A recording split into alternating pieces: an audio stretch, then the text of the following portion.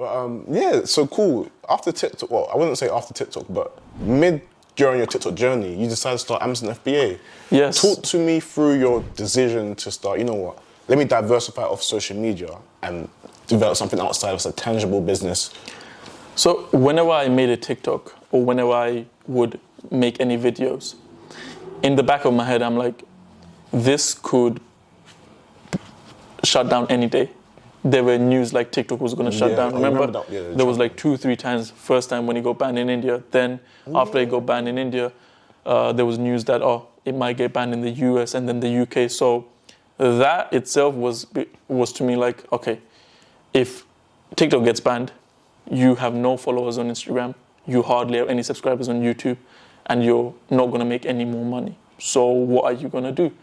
So then I was doing Forex robots on the side. I'm sure that was the phase of my life where I was making quite good money from Forex robots as well. But I knew it wasn't a reliable thing where you can make long-term money. Okay. So I can make short... To stop you there, how was the Forex robot in terms of percentages? The thing is, I started my first account on a Forex robot with £156. I made almost over £5,000. I obviously kept withdrawing. But purely passive, didn't touch it at all. Made my initial investment, let it grow, took some money out, kept it growing. And then when the market went volatile once upon a time, I lost certain amount. I still had like around £900. Again, it went up. And there was one instance when I blew that account up, put some money in that. So that's when I realized, that was the moment when I realized, I'm like, okay, look, there's quick money to be made, but this is not a long-term thing. Yeah. And you cannot rely on this for an income. Unless there's a good robot by an institution and you find it, you get your hands on it. But when I found that, I'm like, okay, look, I need to sit down. I need to find a business where I can get and leverage with a similar ROI as Forex. In Forex, you can make 5% of your account in a day if you wish to, by just getting a 1 to 5. Yeah. Now, I was like, okay, if I'm going to invest my money, I want to get higher ROIs. And ROI is all about, in Amazon FBA, minimum ROI I get on a product is around 35%, 50%. So that's like every £50 I would invest, I would get 35% return on investment on that. So, Profit. So the margins and the return on my investments I was getting, it was perfect. And the business model suited me as well because I can do it from anywhere. I can do it from my home. I can do it with a small budget as well. And so that kind of put everything, and I'm like, you know what, let's just give it a shot. Let's see how it goes. And I started it last year, October. Yeah. October, November. I started it, had many failures, learned a lot of things, learned from Jack himself as well. Yeah. And here we are. So wow. And then with doing Amazon FBA, what, in terms of failures, what was the biggest or most expensive lesson you learned while doing so? And what did you learn from that? One of the biggest lessons I learned was, I used to think you can learn everything yourself. There's YouTube, there is Google, but it requires a lot of time and failures. So having a mentor literally gives you that shortcut. And I'm still going to say that there are not all good mentors. There are good mentors and there are bad mentors. But if you want to succeed in any side hustle, first seek out for a mentor within that side hustle which you can trust, which you can see has made it, has done it, he's done it himself as well. And then if you feel like, okay, this guy is legit, this guy knows what he's talking about, then go for him.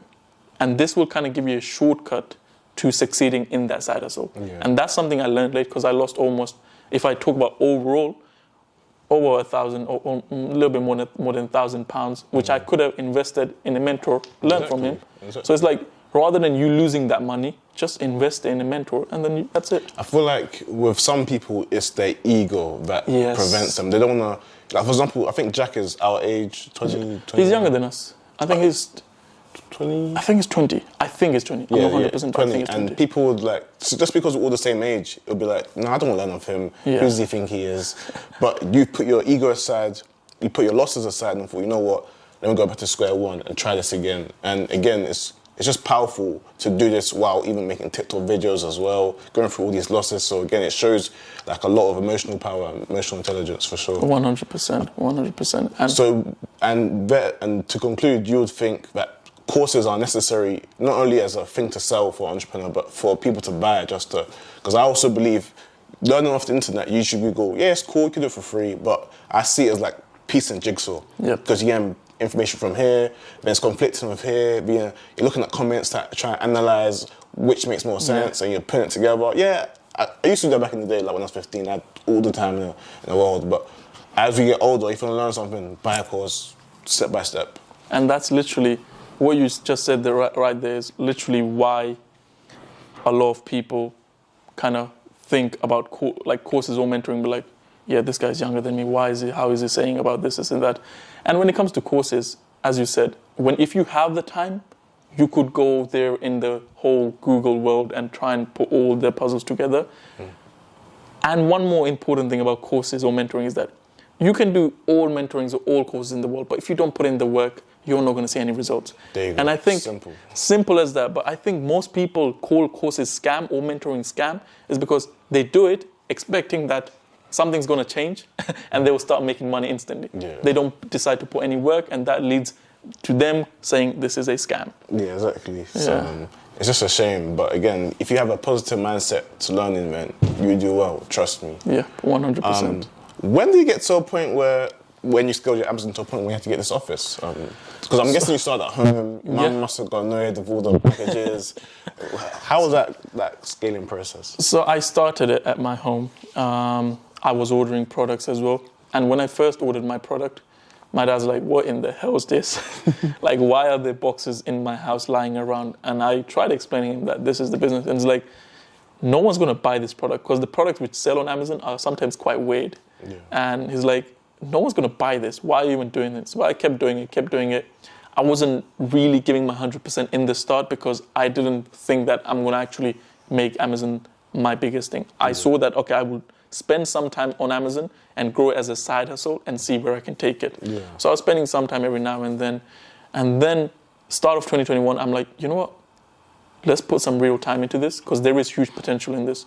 So then I decided to get office with my friends, and it's just one floor above. It's a way smaller office than this compared to this. This is much more bigger than that one. Got an office space, and then just got started. Literally 4 months in, so I started in October, November, December, January. Mid-January, we got the office, and that's when we were like, okay, cool. It's time to put in all the work, all the time, and let's just see where we can take it. So that's when I thought, okay, because the thing with Amazon as well, you could get one product, the profit from that product can be paid off for the office. Have the second product to make profit for yourself. That's kind of a way you can leverage Amazon as well. Yeah, most definitely. And it's just a worthwhile investment so you can sort out stuff and have space to put. Because again, I'm pretty sure with Amazon, right, you're not even selling any crazy products in the sense of like dropshippers do, like weird. It's just normal everyday things. Yeah, so there are different types of Amazon, like Amazon arbitrage, Amazon wholesale, and what private label. What do you do? So I do arbitrage and wholesale. I don't do private label. Can you explain to those, I don't know, what's the difference and the pros and cons of each? Sure. So Amazon arbitrage is basically getting products from retail shops like Asda, Sainsbury's, Tesco, which are in discount or cheaper. Get them, resell it on Amazon. Basically reselling. You buy it from them, resell it on Amazon for a profit.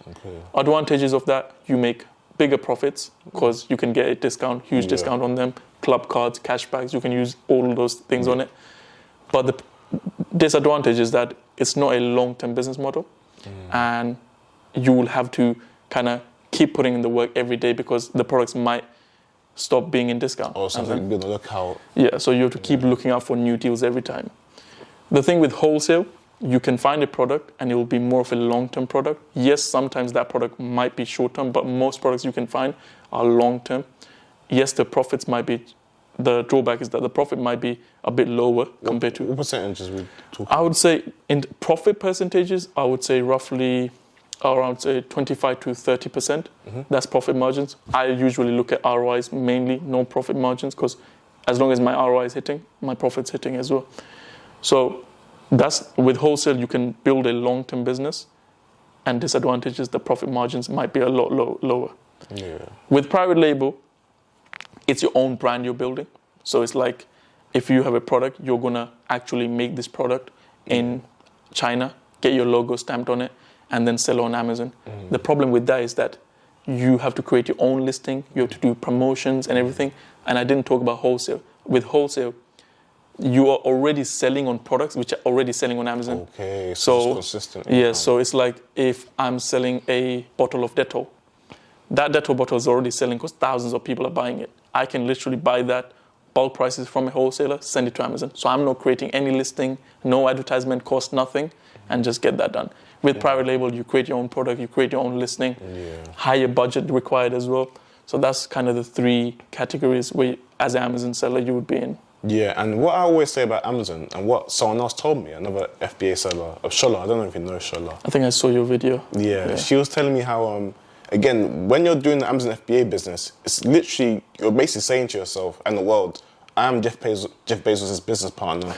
We work together, and as his net worth increases, mine is bound to increase as we're all on the same platform. So that's one way you guys can look at it for a reason why you want to join Amazon FBA. And I've always said, since I've got a little bit of too many things going on, I personally believe that if I was to restart my journey today, I would do Amazon FBA, because the amount of success I see and the logistics of the business model, it just makes so much sense to me. I did see some Amazon FBA stuff back in the day, but I picked the Forex route, and I felt like I should focus on that.